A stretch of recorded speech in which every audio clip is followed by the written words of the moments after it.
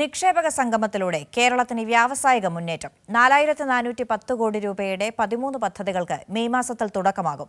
Petro chemical പാർക്കിലൂടെ വൻകിട നിക്ഷേപവും തൊഴിലവസരങ്ങളും 10,000 കോടിയുടെ നിക്ഷേപവും 20,000 തൊഴിലവസരങ്ങളുമാണ് സർക്കാർ ലക്ഷ്യം വെക്കുന്നത്. വികസന കുതിപ്പിൽ മുന്നേറുകയാണ് കേരളം. ഇൻവെസ്റ്റ് കേരള ഗ്ലോബൽ സമ്മിറ്റുമായി ബന്ധപ്പെട്ട് നിരവധി വാർത്തകളാണ് പുറത്തുവരുന്നത്.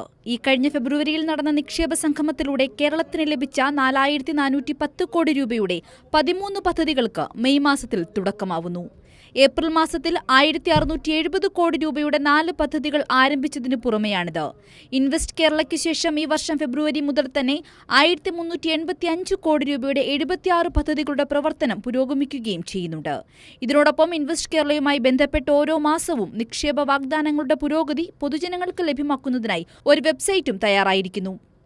ഫെബ്രുവരിയിൽ നടന്ന ഇൻവെസ്റ്റ് കേരള ആഗോള ഉച്ചകോടിയിലൂടെ ഇന്ത്യയിലെയും വിദേശത്തെയും കമ്പനികളിൽ നിന്നായി 1.96 ലക്ഷം കോടി രൂപയുടെ നിക്ഷേപ വാഗ്ദാനമാണ് ഇതുവരെ കേരളത്തിന് ലഭിച്ചത്. 10,000 കോടി നിക്ഷേപവും 20,000 തൊഴിൽ അവസരങ്ങളും കൊണ്ടുവരുന്ന മെട്രോ കെമിക്കൽ പാർക്കാണ് കേരളത്തിന്റെ മറ്റൊരു അഭിമാന പദ്ധതി. 1200 കോടി രൂപയുടെ പദ്ധതിയായ പെട്രോ കെമിക്കൽ പാർക്കിന്റെ നിർമ്മാണം അതിവേഗം പുരോഗമിക്കുകയാണ്.